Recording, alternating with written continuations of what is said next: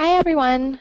Thank you for joining us today, and welcome to our second presentation of our four-part alumni webinar series, Billikens in the Boardroom. Today's presentation, we will discuss resume and cover letters. Just to give you a brief background of who I am, if this is your first time joining us, my name is Amanda Henty, and I'm the Alumni Professional Development Coordinator here at St. Louis University.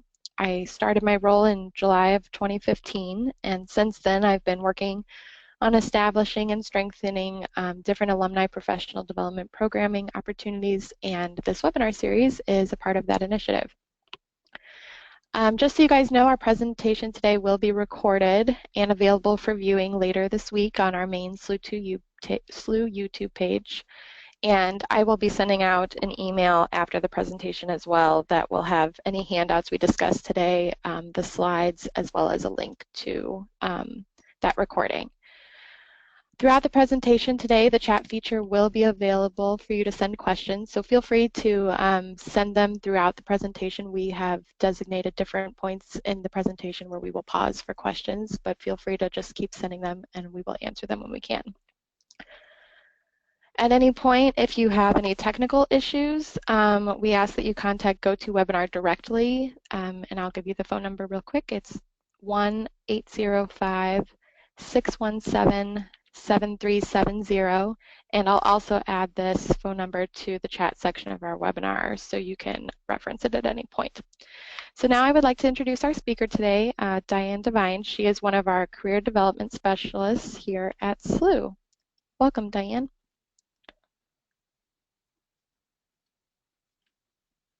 Thank you. Give me just a second to get set up here.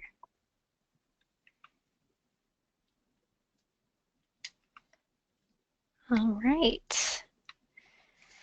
So I would also like to thank you for joining us for the second webinar in the Billikens in the Boardroom series. Hopefully many of you had the chance to take part in Jordan's webinar last week, Networking and Branding.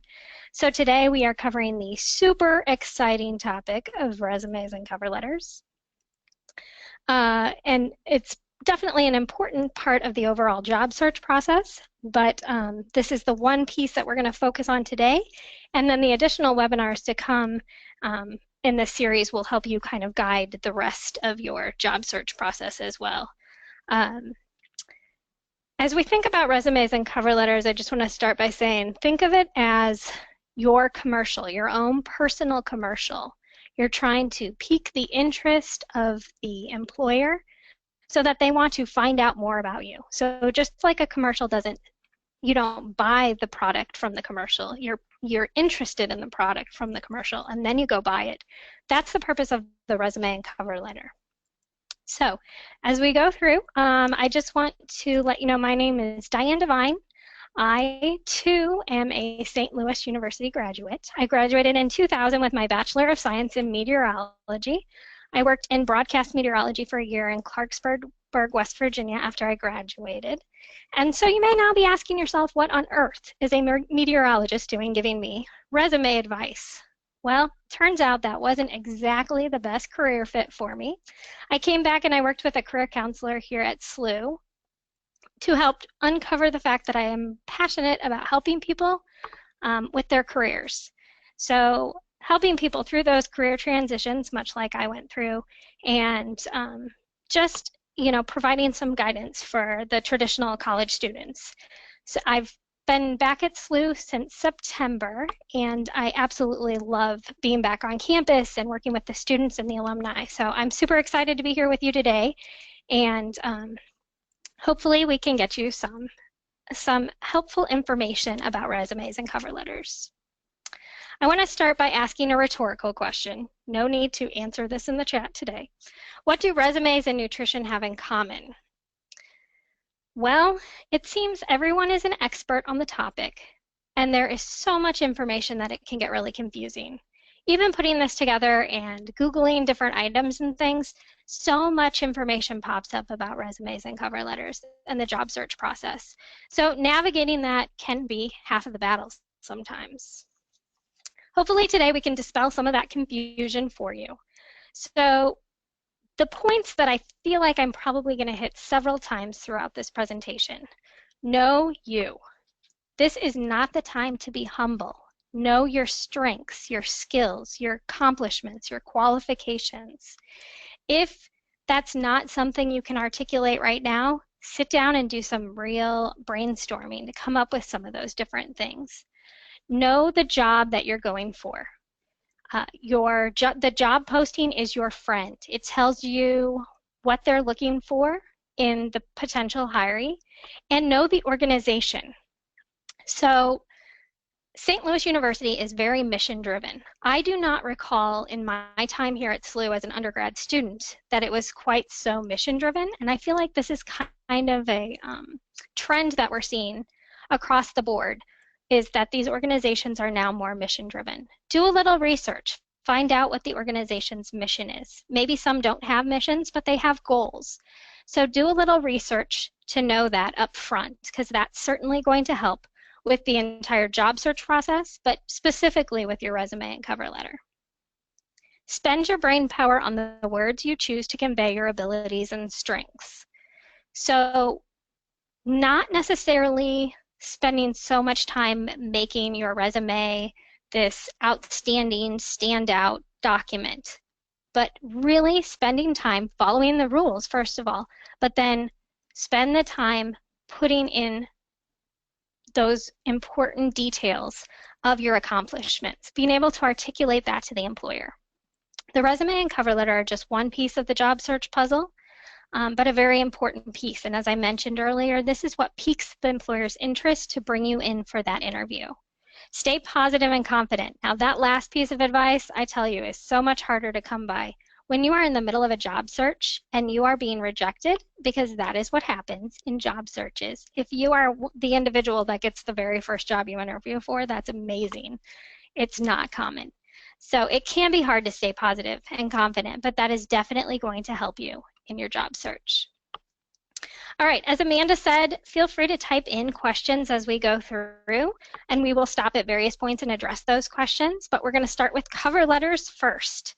So your cover letter is a very formal business letter to market yourself specifically to employers in the position.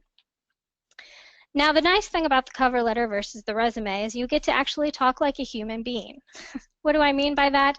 With the resume, as you know, pronouns are not acceptable. In the cover letter, it is a letter format. It's a little bit more conversational. It's a little more flowy. And you actually get to give real life examples of you using your strengths, or real life examples of the accomplishments you've done throughout your career. So that's what I want you to really focus on. And don't reiterate your resume. That's not the point of the cover letter. The point is to pull out specific examples that really highlight what's going to make you an amazing fit for this position and this organization. Today, cover letters are not always required. That's really important to mention, because you may ask, do I even need to bother with this? If you have a well-written cover letter, it can only help. It is always worth the time to type out that cover letter. Again, it's just another piece that really sells you to the employer. And so I would say, as long as you have a well-written cover letter, it's always going to be worth the time it takes to put it together. This is a sample that we have provided in our office. I do want to just point out a few things as we look at it. You don't have to read every word of it. That's not the takeaway on this one, but I want you to look at the header. The header is hopefully going to match your resume, and I will show you a resume later on that does in fact have the same header. The nice thing about that, it ties the two documents together. But then you'll also notice the very professional business format, the date, the address block for the employer, the greeting, the body, and then again the closing.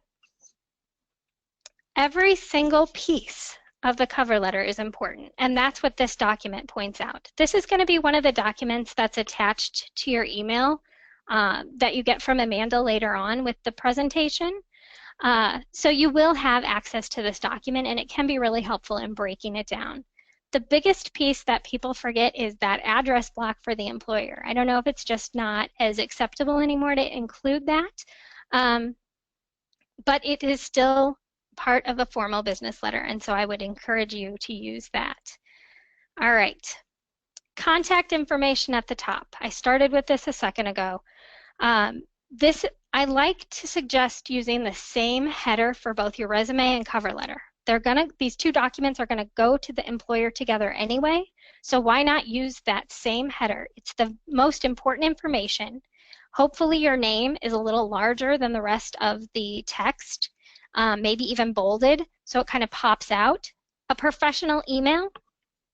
Okay, let's talk about professional email for just a moment. You do not want Hot Mama 1975 as your email address. That is not a very good idea. An employer will look at that, I promise. So go ahead and if your email address needs some updating, there's still plenty of domain names out there that you can get, that you can use. That'll be more professional.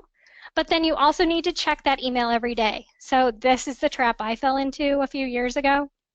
I got the new professional email. I'm no longer doing the weather, so I have this professional email with my name, and then I forgot to check it. And I nearly missed an interview because I forgot to check it. So it was a very valuable lesson on my part that I would now like to share with you so you do not have to learn the hard way. Okay, next up is the phone number with professional voicemail. Again, probably not a good idea to be having a party in the back of your voicemail. Keep it professional so that when the employer calls, they still have a very professional view of you. And interestingly enough, addresses are now optional. Your street address is no longer required as part of your header for your cover letter or your resume. The reality is the employers rarely use that. Occasionally they'll send out a lovely rejection letter using your address, but likely they'll get that from the application. So just a little FYI there. Okay, next up is going to be the date and address block. So the best date to use, the easiest date to use is going to be the date of your application is submitted. Again, the biggest piece I'm seeing people leaving out is this professional address block. I encourage you to include this. It's part of the formal business letter. Put the name of the hiring manager or recruiter, their title, the name of the organization, street address, city, state, and zip. Now, many of you may be saying, but Diane, there is no name given on the job description. I understand that completely. I do encourage you to do some digging. Go out there and to their website and look and see if you can't get the name of the hiring manager or recruiter. Sometimes they have a phone number you can contact. You can try that route too. I feel like you get bonus points for names. Just saying. Also, it's really going to pay off when you go to do the greeting. So I have to say, I also found out I was a little antiquated there for a while. When I came back to the workforce after being a stay-at-home mom for a few years, I was using "to whom it may concern," : That's antiquated. It hurt to find out I was antiquated already, but it is now recommended to do "dear hiring manager" or "dear recruiter." But again, try and get that name, because "dear Miss Smith," "dear Mr. Doe" is certainly far more personalized, and it does give you those bonus points. If the person's name is gender neutral, you can use their entire name, "dear Chris James," for example. You can use a colon or a comma, either is acceptable. Now we're actually getting into the body of the cover letter. Your first paragraph, again, is pretty straightforward. This isn't really the creative part just yet. So you're going to start with, you want to make sure you include the position that you're applying for and the position number. This helps HR. How did you find the position, especially if it's a name? So often anymore it's going to be the website, which it's not that dire that you point that out to them. However, it is important to point it out if someone helped you find this position, someone that may be pulling for you on the inside of the organization. So this is a great place to name drop. Don't be afraid to do that. Provide a brief overview of your qualifications. This is where you can really stand out. If you have one sentence that knocks them out of the park, that tells them that you're going to be a great fit for this job, or at least piques their interest enough that they want to keep reading, that's kind of your goal here. So one really strong sentence that highlights you and your skills and strengths and abilities. Next up, your middle paragraphs. So the next 1 to 3 paragraphs, and I say 1 to 3, the important thing is to keep it to 1 page. So you do want to just stay with 1 page. But in the next 1 to 3 paragraphs, if you can explain more specifically than what's on your resume, what makes you a great fit. So again, focusing on those accomplishments, focusing on what they're looking for that you have.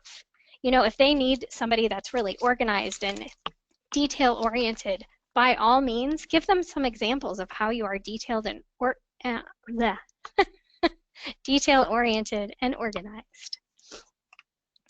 And then finally, the last paragraph, again, a little less creative. It's going to be pretty specific and to the point. You want to thank them, and again, maybe summarizing the qualifications that make you such a great fit. And if you are more assertive, I struggle to do this on my cover letter, be assertive enough to ask for an interview. It is acceptable to do that. If you can say it in the right way, that's probably the best way to do it.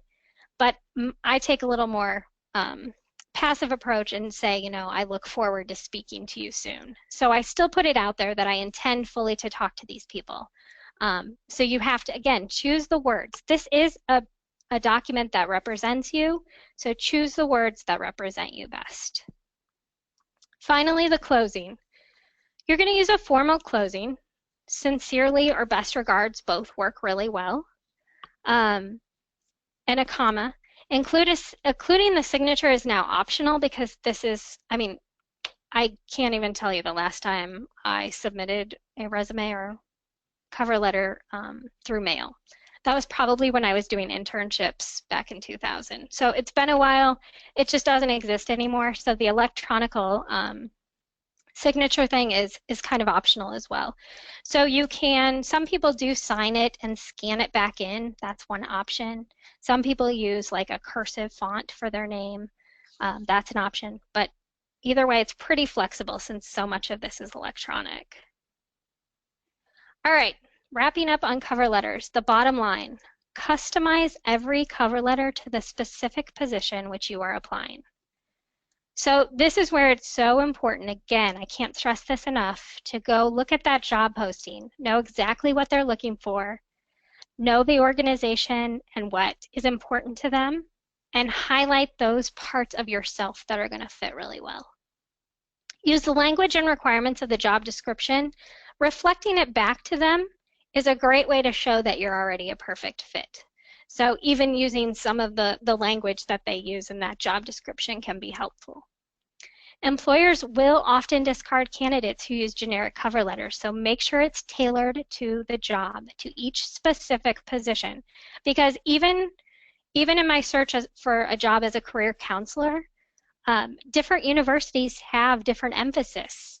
And so knowing that and being able to articulate that in a cover letter is going to be super important for every single job. So again, cover letters need to be unique and individualized for each position. Okay, so now is a great time to pause. If anyone has a question about cover letters, I'm more than happy to take those before we move on to resumes. Okay, so we're just going to take a minute here and give you guys a chance. If you have any questions, feel free to send them through the chat box.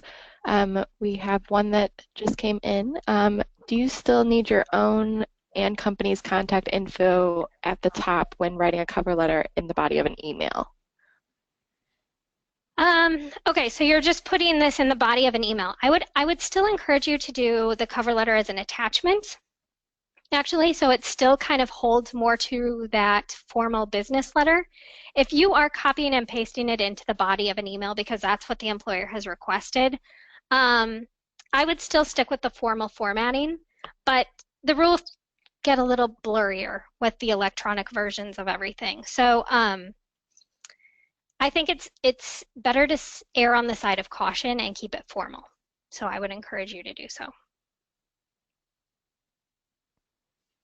Okay, and then we have one that says, if you are attaching a resume and cover letter to an email, how much do you repeat in the email body that you're sending?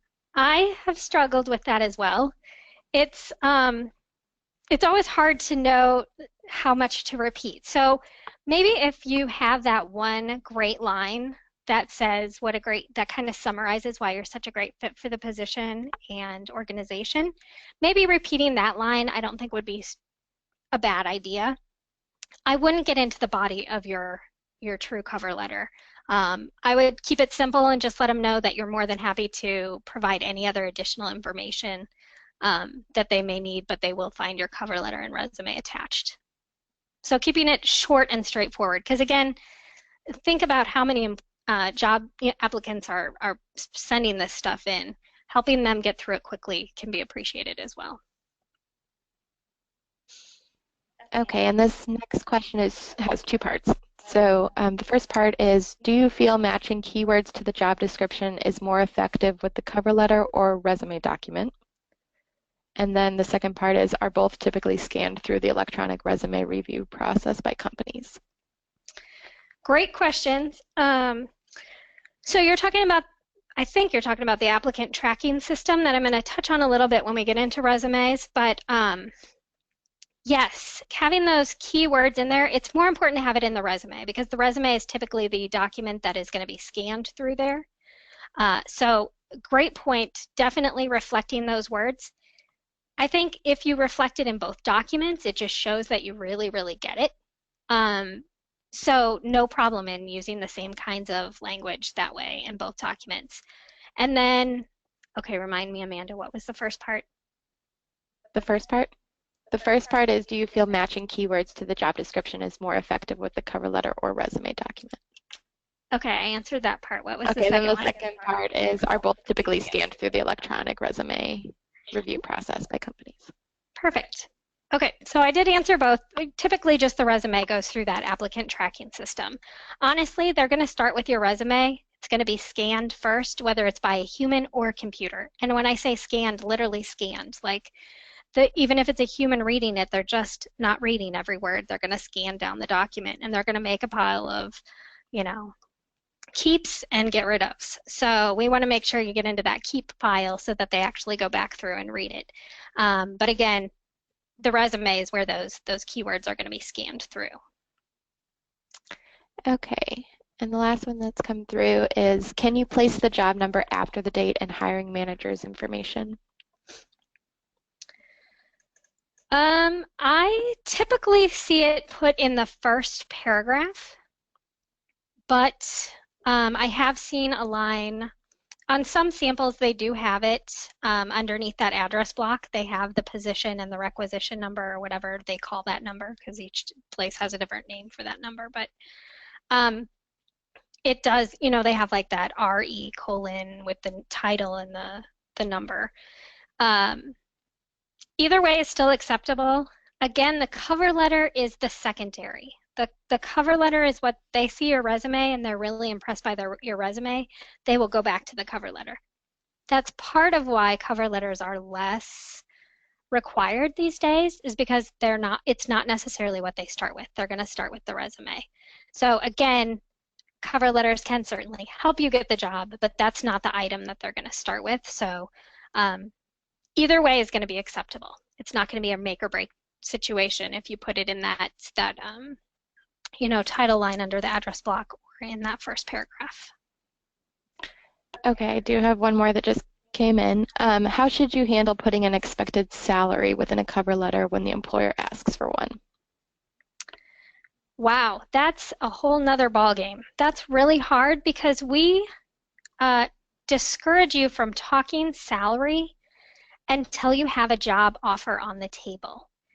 So even in your cover letter, if a particular organization is asking for that, I would encourage you to dodge it as much as you can. If you have to include something, there's a whole bunch of other steps you can get into, and that's almost another webinar on negotiating. But if you go to salary.com and figure out what your worth is and give them that, negotiation area, I can't think of the word that I'm trying to say, but the beginning and ending number so that you have some wiggle room. But I hate to see you put that in a cover letter, and I kind of even feel uncomfortable uncomfortable with an employer that would ask for that. So I guess kind of knowing the situation, that might be something that's more individualized, and you might have better luck talking one-on-one with a career development specialist on if it's more common for a specific industry or not. Otherwise, I would say avoid it at all costs. That's a whole nother ballgame, and we really don't want to talk salary until we have a job offer on the table. Let's go ahead and jump back into resumes, and if we have additional cover letter questions, we can always get back into that at the end before we finish up the webinar as well. Okay, so moving on to resumes, resumes do, I just touched on it, vary by industry. So we're kind of talking overall rules and tips and tricks here today. To get more industry specific, you may have better luck networking and seeing what individuals in that area have to recommend. Again, that's when you start to get conflicting information, so be careful. But we're also, us career development specialists here at SLU, are always here to help you as well in whatever we can with your resume. So keep that in mind as we get into more of the specifics. Overall, though, your resume is a brief document, 1 to 2 pages. If it's longer than that, it's a CV, and CVs are really only for academic positions. So your resume is a brief document. Again, it's your commercial, selling your skills and qualifications for this position.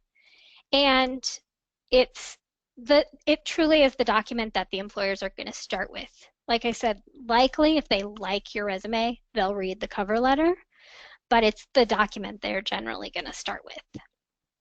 Good resumes are going to hopefully get you to the next step in the process, which is the interview. That's a whole nother webinar that Jordan's going to be working on later on this summer. But we want to pique the interest of the employers to get them to call you in for the interview. The initial scan, now we mentioned this a minute ago, so it's either being scanned by a computer, the applicant tracking system, or it's being scanned by an individual. Think if you're that individual with 300 resumes on your desk, how much time are you going to spend on those documents? Overall appearance is going to matter.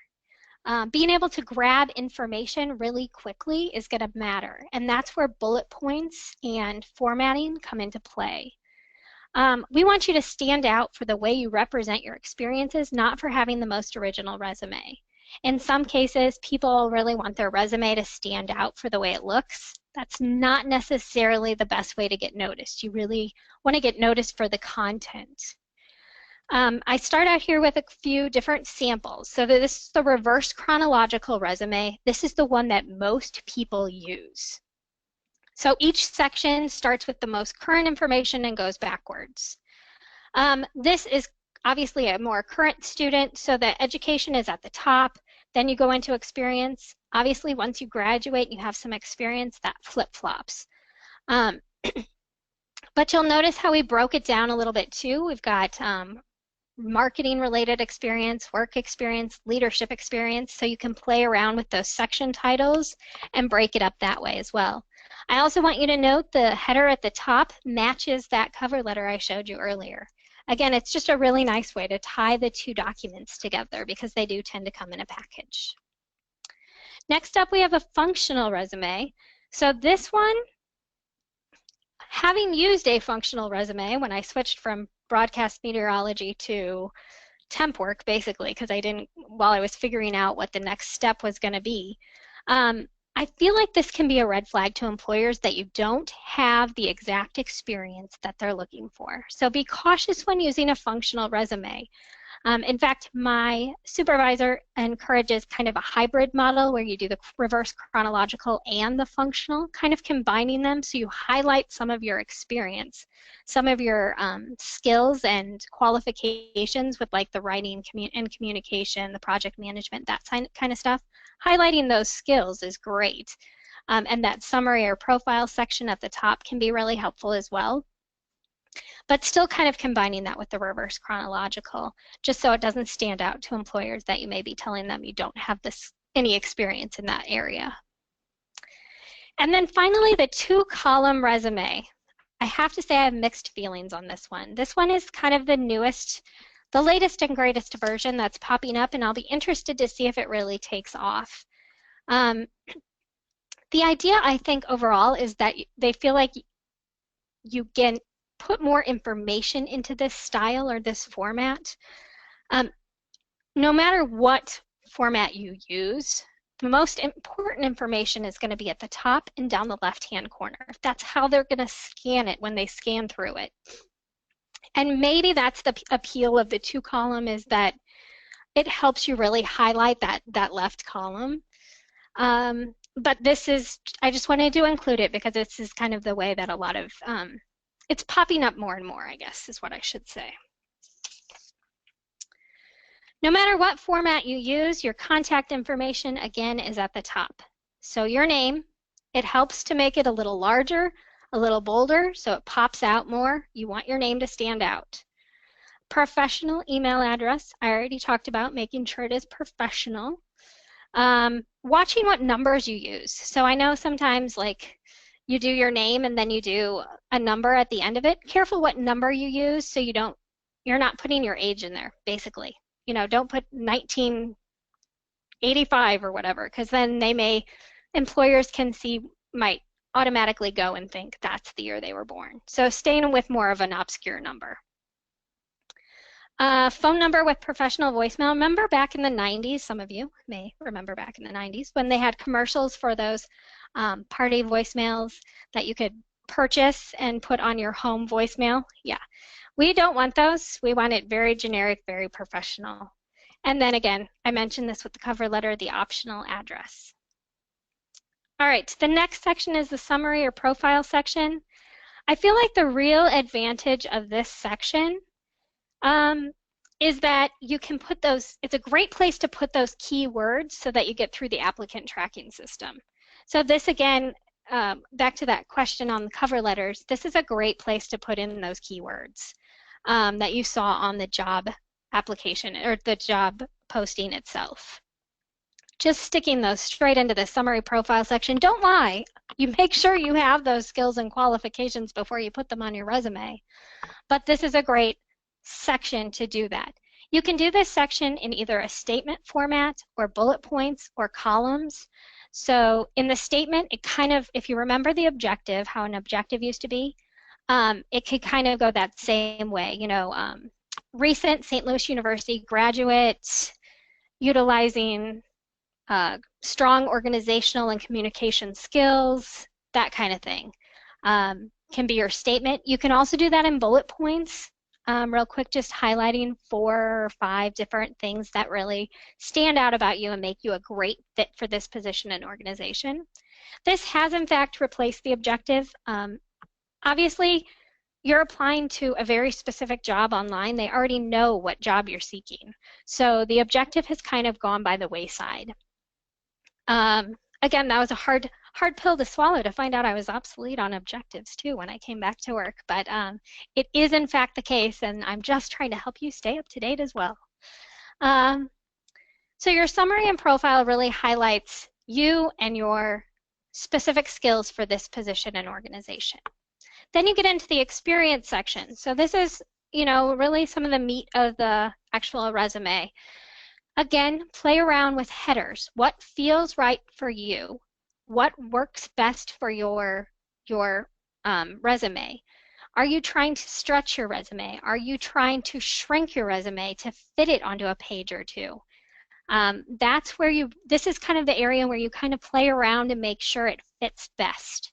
So you're going to include work experience, you can include related experience, other experience, volunteer experience, leadership experience, clinical experience, depending on your industry and what fits best for you is how you need to decide how to title those sections.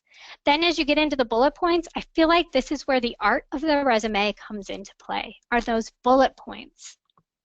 You're going to want to start with an action verb, and again, one of the documents that Amanda is going to attach to the resume or to the presentation when she emails it out later includes a document writing your resume.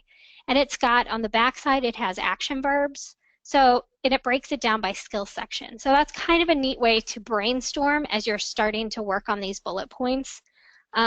but also there's a composing your bullet point section at the bottom of that writing your resume document that goes through and helps you think about what you've accomplished on the job, not just what your responsibilities are, because that's where people kind of get pulled into the trap, is just listing their responsibilities. This is where you really, really, really want to shine. Show what you've accomplished. So if you wash 10 dogs daily, great, but that doesn't tell me how many dogs you were supposed to wash daily on your job.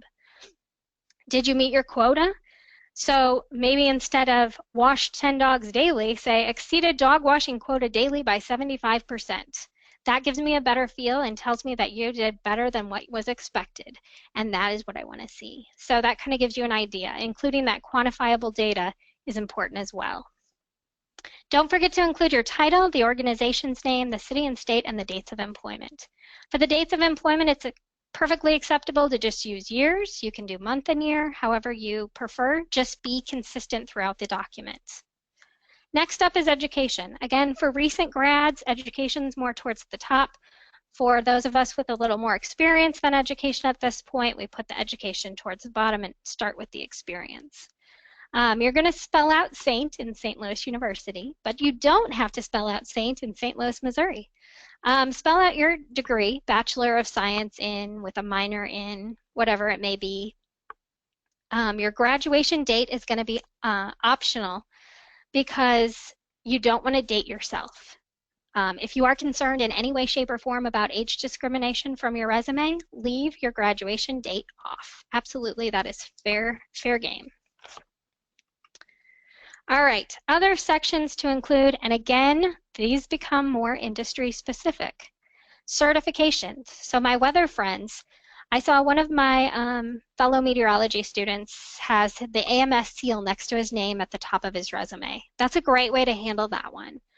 For nursing students, it's probably more appropriate to actually have a certification section towards the top of the resume because that's going to be important. Including honors and awards is always a great way to kind of exemplify how you stand out, but again, remember to keep it relevant to the position. Technical language and skills section is valued by employers. They still want to know what special computer skills you have or if you have any language skills. Those are very valuable. And then involvement can also be helpful, whether that's a volunteer section, extracurriculars. Just be sure it's relevant to the job. Now we're going to go into a survey. Career Services asked, I think we got like over 550 responses to this survey about resumes last fall. So I'm just going to go through a few of the responses to give you an idea. First of all, overall, my takeaway from the results, resumes are subjective. While there are rules to follow, it still remains very subjective. So keep that in mind as you put together your resume. Are two-page resumes acceptable? Only if the candidate has a lot of experience. That was 30% of the response. So you really need to have 5+ years of experience before you're going to that two-page resume. Again, think of the HR person with the pile of 300 resumes in front of them. They may not even flip the page if you have 2 pages anyway. So keep it simple, keep it straightforward. 23% do in fact prefer 1 page, and then 45% say either is fine. Is a skills section valued? So that's that technical skills, language skills. This is a huge response. I feel like you have to take note here because this is 68% that say yes. That's a huge agreement there. So I think that that's probably a good section to continue to include on your resume. 6% say no, that's a pretty small percentage, and then 18% say it doesn't matter. The profile or summary section, I personally really like this section again because I think it helps you get those keywords in there to get through the applicant tracking system.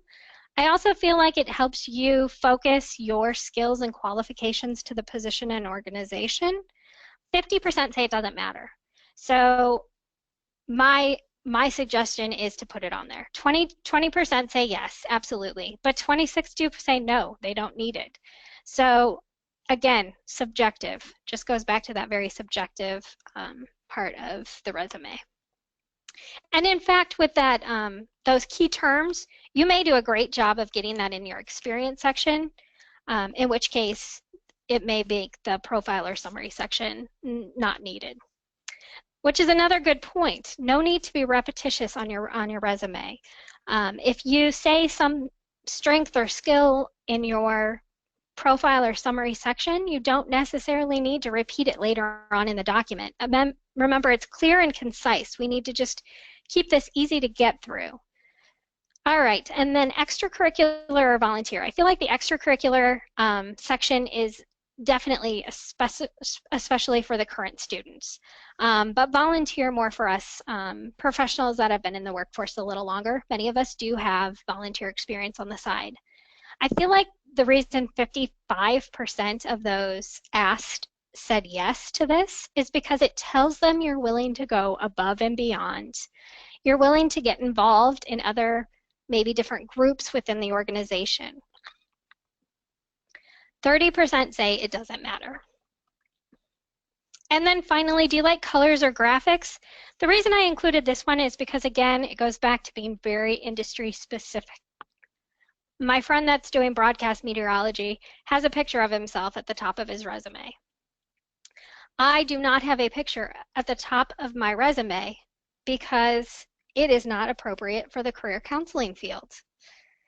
For most fields, it's not appropriate to include your picture, but you have to know if it is appropriate for yours. Same with colors and graphics on your resume. I'm seeing more and more resumes that have some color added in.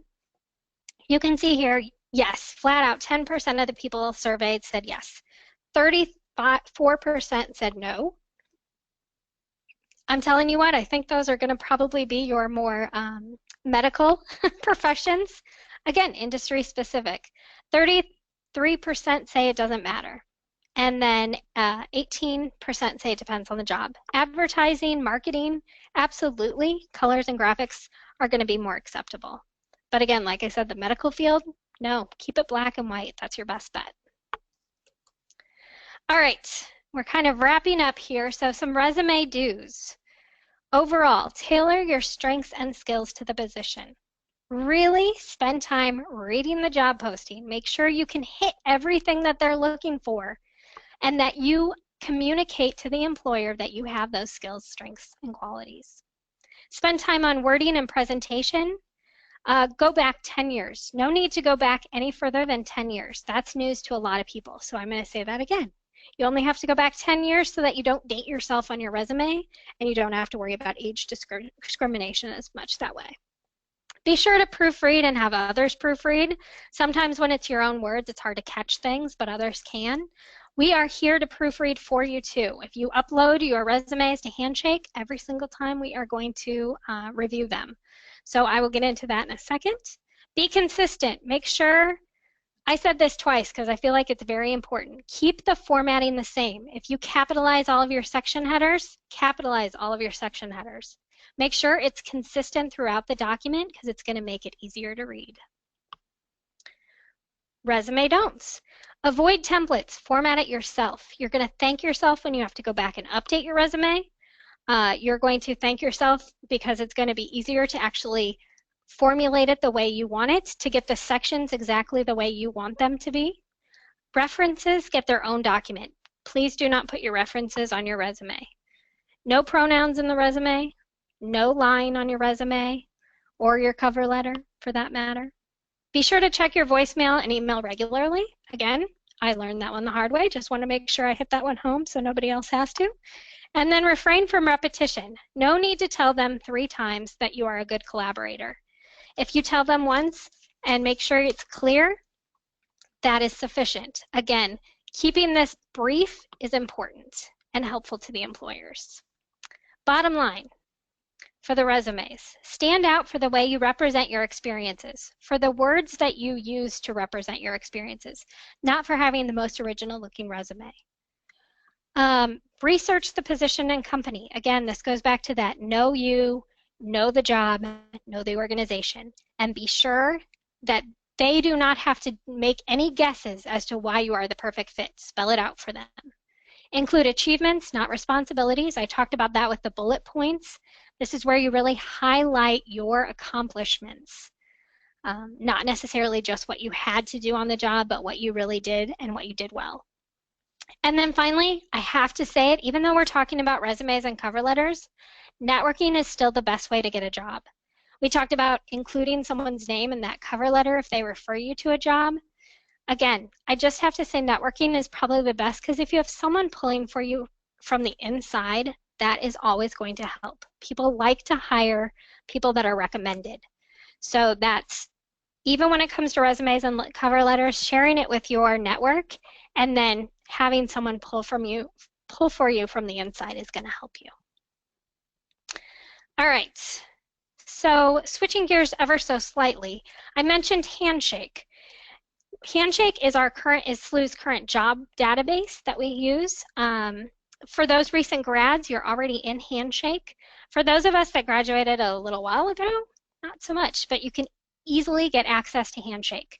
If you go to SLU's website and to Career Services, you can easily request access to Handshake, and Megan Schaefer here in our office will grant you that access pretty quickly so that you can get on there and look at the jobs. These are employers that come to SLU and want SLU grads or SLU current students. The jobs are not just in the St. Louis area, they are all over the country, because if an employer posts to a school that uses Handshake, they have the option to post to all schools that use this Handshake.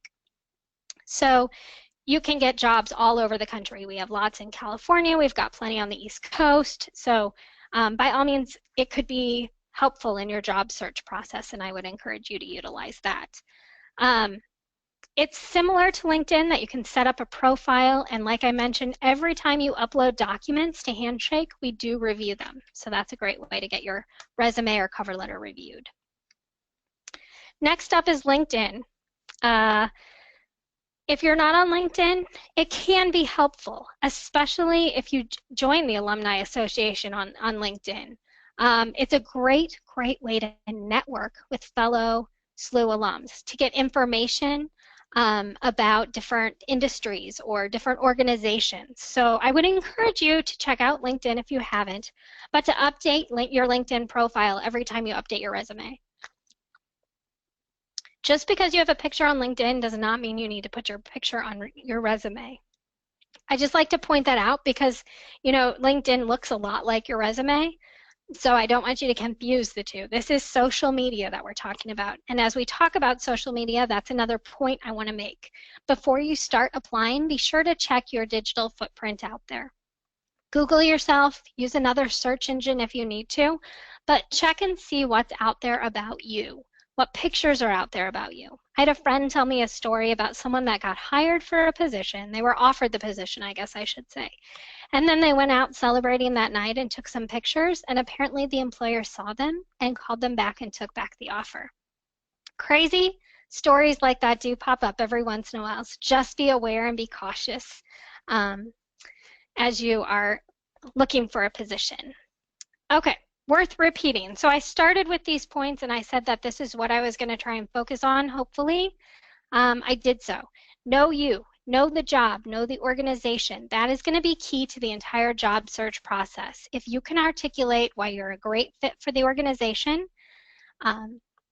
you have a better job of being called in for that interview. Spend your time making good word choices for your resume and cover letter. I think that I need to spend more time working on my words for that part, but you get the idea. Spend your brain power on the actual word choices in your documents so that you are conveying the right message. If you struggle with that, if that is not your strength, again, we are here to help with that. And there are certainly, you know, I encourage you to reach out to creative friends who may be really good at that kind of thing. Again, use that network to help you with those areas. Your resume and cover letter are just a piece of the job search puzzle. Like I said, networking is a huge key that kind of overlaps all of the job search process. And we do have upcoming webinars to help with some of the other pieces as well. Try to stay positive and definitely stay confident. Your confidence is going to speak really loudly through your resume, cover letter, and interview. So that is a big key point that I want to make. All right. We have wrapped up for most of the information. If there's some other questions that I could maybe address now before I...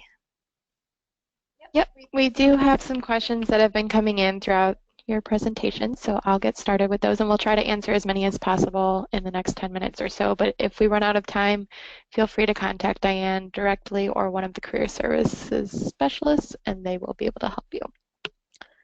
So the first question we have is it best to group your experience by these broad categories versus listing your jobs and the accomplishments under those?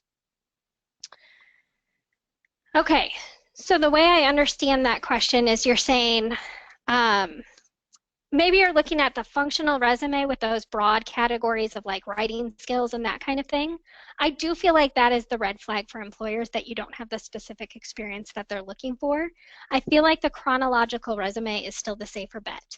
The hybrid between the two, where you do like a summary section where you kind of hit all of the different your skills and strengths that fit that specific position, is still valuable, and that's kind of maybe part of that hybrid between the chronological and the functional. But yes, when you go into your jobs and you talk about, like I said, your accomplishments, not your responsibilities, that is helpful. I think employers value seeing that that's where you got those skills or those strengths or where you were able to develop that, because it tells them that you've had time to develop that, and so now you're ready to bring it to their organization. So again, it's up to you. You have to decide how full is your resume. Do you need that summary and profile section at the top to really help you highlight your strengths? Or is it covered in that experience section? This is kind of your choice. This document has to represent you, so you need to know how you're going to pull that out the best way and represent it to the employer. As long as the information is there, that's the bottom line. Great. Okay, so our next one is for people with no job experience, what experiences would be good to include for a first job? Absolutely. This is where, from that survey I said extracurriculars, this is where you want to include those. So some of those section headers just can be called involvement or activities and engagement, that kind of thing, volunteering, leadership. So you do have experiences. We all have experiences. So it's a matter of emphasizing the experiences you do have. So pulling out some of that volunteer stuff and highlighting that. So playing around with those section headers to fill up your resume is going to be key. I would absolutely encourage you to go with a profile or summary, highlighting your strengths and skills, because you need to use that space and you want to talk about what great things you have to offer. You're not going to obviously be able to do that in your experience section, so that's a great place to do that. And then again, highlighting what did you do, what organizations were you involved in? What did you do for those organizations? Talking about that kind of stuff. If you still are very limited, if you were a student and you focused solely on your academics, we need to get you volunteering. We need to get you out there so you are getting some of those skills that will help you with your resume and help you get the next job. Maybe even consider an internship, even if you've already graduated. There may be some different things that you can do. I know when I was career transitioning, I was no longer a student. I did, in fact, intern for Big Brothers Big Sisters as a public relations specialist. It was a great way to find out that I'm not meant to be a public relations specialist, but it also gave me some great skills that I could then use on my resume too. Creative writing stuff and networking type stuff, coordinating with the different departments within Big Brothers Big Sisters. So it'll give you those skills, but if that's something you're struggling with, again, I would definitely encourage you to come in and talk to a career counselor so we can brainstorm some ways that you can make the most of that. To that extent, I do want to mention on this follow-up screen that's in front of you, that's my contact information there, but you can meet with any of our 6 career development specialists. The general number is 314-977-2828 to schedule an appointment, or you can always email careers@slu.edu. And I understand that many of you may be joining us from all over the country, and that is fine as well. We do Skype appointments, we do phone appointments, so don't let that stop you. If we can help you, we want to help you. So that can be a great resource for you as well. So we have several people asking about the applicant tracking system, just what that looks like. If you could just explain more about it. Sure. So it's used by HR, obviously, to scan through the resumes so that, again, the human person doesn't have to go through the 300 resumes for this position or whatever it may be. So the computer is scanning to look and see. It's similar to a person, if you think about it. There's certain things that they are looking for in that position. Hopefully they did a really good job of articulating that in the job posting, so you can focus on that. That's what they're looking for in the person they're going to hire. So make sure you convey that in your resume or cover letter, but even using those key terms, those key words, to make sure that you're conveying that. It doesn't hurt, especially in those summary or profile sections, to say, hey, I have over 7 years experience in higher education. That could be, something that they're specifically looking for, and that's a good way to incorporate that into your resume so that gets through. But basically, as long as you focus on addressing what they're looking for, like tailoring your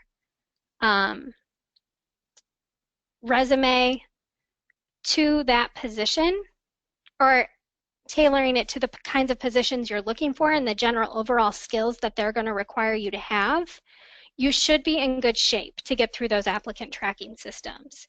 The keywords, the best place to get those keywords is the job postings. So I didn't mention this during the presentation, and I'm glad that this kind of came up now. When I was looking for career counselor positions, I knew I was targeting higher ed. It's a very specific position. One resume sufficed for the job search. If you are in business and you are targeting a couple different types of positions, you may have to have a couple different types of resumes.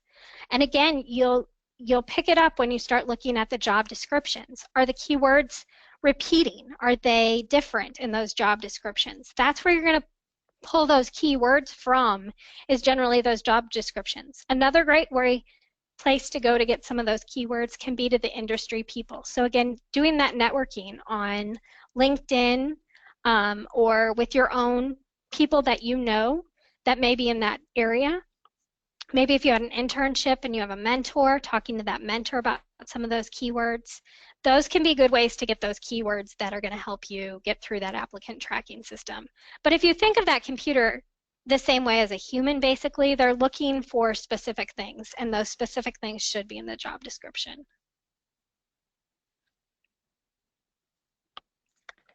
Okay, so that's pretty much all we have time for today. Again, we didn't get to all of your questions, and I apologize about that, but feel free to contact Diane directly or one of the career specialists, and they would be able to answer any of your questions. So upcoming events, these are the next alumni webinar presentations that are coming up. We have one on August 9th that will be career exploration and retransitioning. And then we also have our last one is on Wednesday, August 23rd, and that is Interviewing 101. Jordan will be presenting on both of those. So we hope you can make it to that. And then we do have the fall career and graduate school fair. The date for that is Wednesday, September 27th. So we hope you can make it to those, and thank you for joining us today. And again, just to reiterate what I said before, you will be receiving an email, a follow-up email that will have a survey in it, so please fill that out. This program is new to us, so any feedback is great. And I also will be sending out an email to the rest of you by the end of the week that has any handouts that Diane's discussed, as well as her slides and the link to the recording. So let me know if for some reason you don't receive that. So that's it, and thank you for joining us. Thank you, Diane, for being our presenter, and I hope you all have a wonderful day. Thank you.